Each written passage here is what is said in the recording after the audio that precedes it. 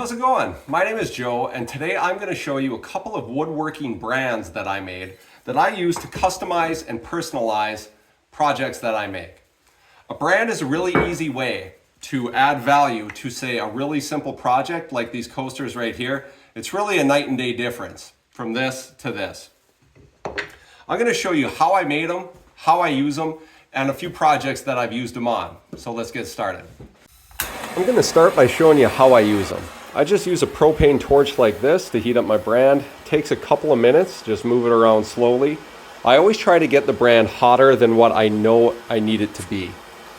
The reason I do this is that I want to try to make the brand in one shot. So I always do a test piece first to make sure that the brand's hot enough to do it in one go. And then I go to the piece that I want to brand. Got to work it around some with one like this, and you can see here I didn't quite get it. If you're real careful, you can place it back on there and make it work, but it's much preferable to get it in one go.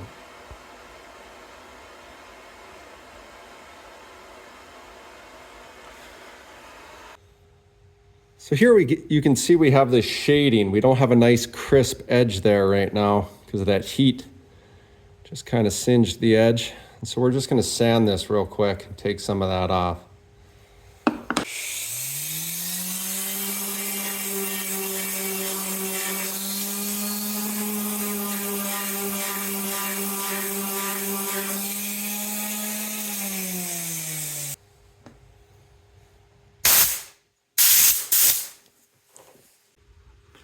So here you can see on this one, we have a pretty nice clean edge.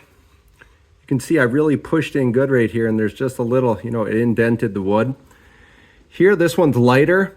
I sanded it off and we have a nice crisp clean edge. This one's not varnished yet, but not as dark as say these ones are. This one here is really nice and dark, and you can see again, I pushed in real hard right here with the brand, but we do have a little shading around the edge right here.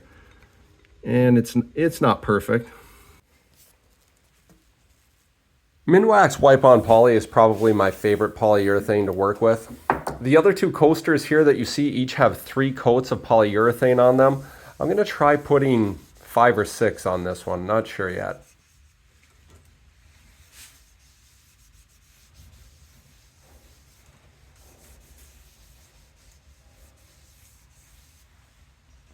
All right, here we are a week later, and I put 6 coats on one of these coasters. Can you tell which one?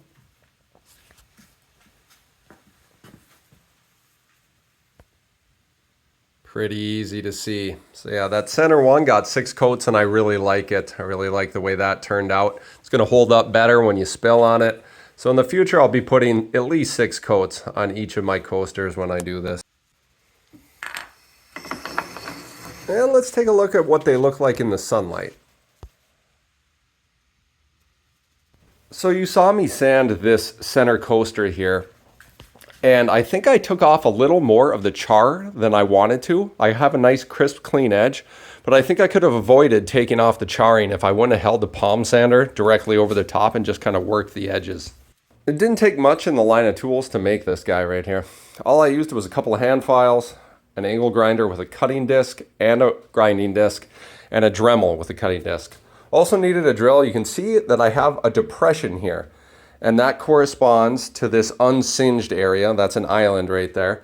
I made the depression as deep as my tools would allow. Couple of tips for you. Remember that you need the inverse of the image that you want. What you see here, I actually had to cut this brand off and flip it around because I had it completely done, and then realized when I branded it the first time that the image was the opposite of what I wanted.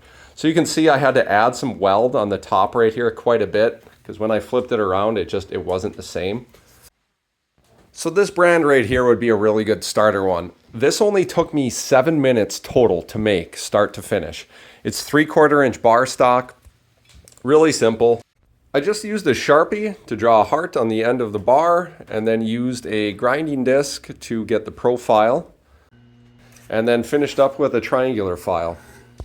Again, this took me 7 minutes start to finish.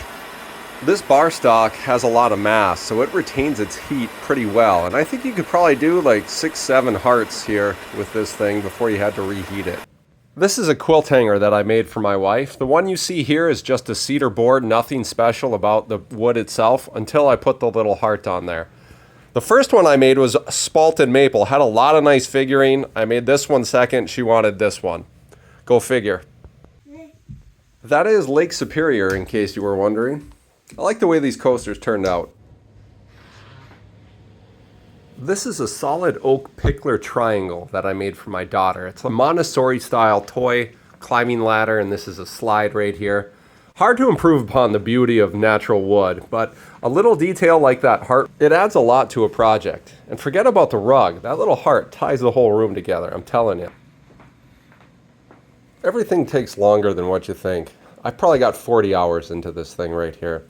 And you put in that kind of time, you hope that this is an heirloom kind of toy that hopefully my grandkids will be playing with someday, which is going to be a long way off. My daughter's a year old right now. And I think, you know, if that happens, she's going to look back on that little heart and it's going to mean a lot more to her then than it does now. And that's kind of a neat thing. So I hope you got something out of this video. I appreciate you watching and have a good one.